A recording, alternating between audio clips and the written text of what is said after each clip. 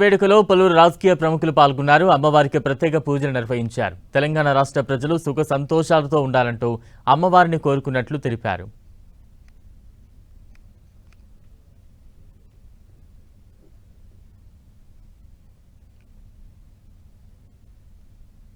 ఇయాల బోనాల్ grand success, మొత్తం organisation జబర్దస్త్గా ఉన్నది.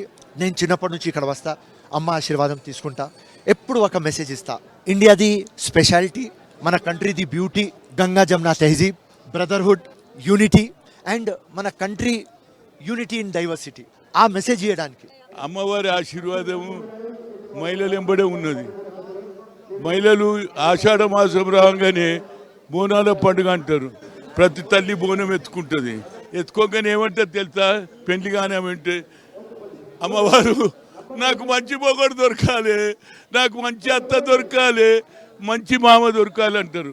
కనుక అదేవిధంగా బోనాల పండుగ తర్వాతనే వర్షాలు పడతాయి. నేను గోల్కొండలో మొక్కిన అమ్మ వర్షాలు లేకపోతే తిండికి పోతుంది అంటే అమ్మవారి దయ వల్ల వర్షాలు కృష్ణ నిండింది, గోదావరి నిండింది, గండిపేట నిండింది. అప్పుడు ఒక దినం తర్వాత ఒక దినం నీళ్ళు వస్తుండే. హైదరాబాద్ అంటేనే అమ్మవారి బోనాలు భక్తితో ఉంటాయి. పార్టీ పెట్టినాక మొదటిసారి వచ్చాం బోనాలకి. అమ్మవారి దయతోని మా పార్టీ మరింతగా ప్రజలకు సేవ చేసే విధంగా ముందుకెళ్లాలని కోరుకుంటున్నాము. టీఆర్ఎస్ పార్టీ అధికారంలోకి వస్తే ఆడబిడ్డలు అధికారంలోకి వచ్చినట్టే ఆడబిడ్డలు బోనాలు ఎత్తుతారు. కాబట్టి ప్రత్యేకంగా బోనాలు ఎత్తుకున్న వారికి సెపరేట్గా లైన్స్ ఉండాలి, అడ్డంకి ఉండకూడదు, అలంకరణ అద్భుతంగా ఉండాలి, వసతులు మంచిగా ఉండాలి. వాటన్నిటికీ మేము ప్రత్యేకించి ఏర్పాట్లు చేస్తాం.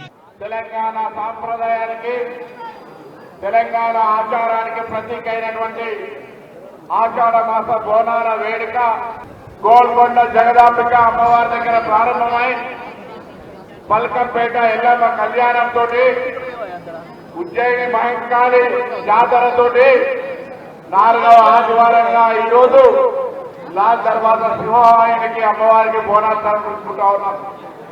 ఈ సందర్భంగా ఆ అమ్మవారి ఆశీర్వచనం తెలంగాణ ప్రజలందరిపై సుభిక్షంగా మంచి సమృద్ధి వర్షాలు పడాలని, అందరూ ఆయురారోగ్యాలతో వారి పంటలతో సుఖ సంతోషాలతో ఉండే విధంగా ఆ అమ్మవారు దీవెన ఇయ్యాలని ఆ అమ్మవారిని సందర్భంగా వేడుకుంటా ఉన్నాం.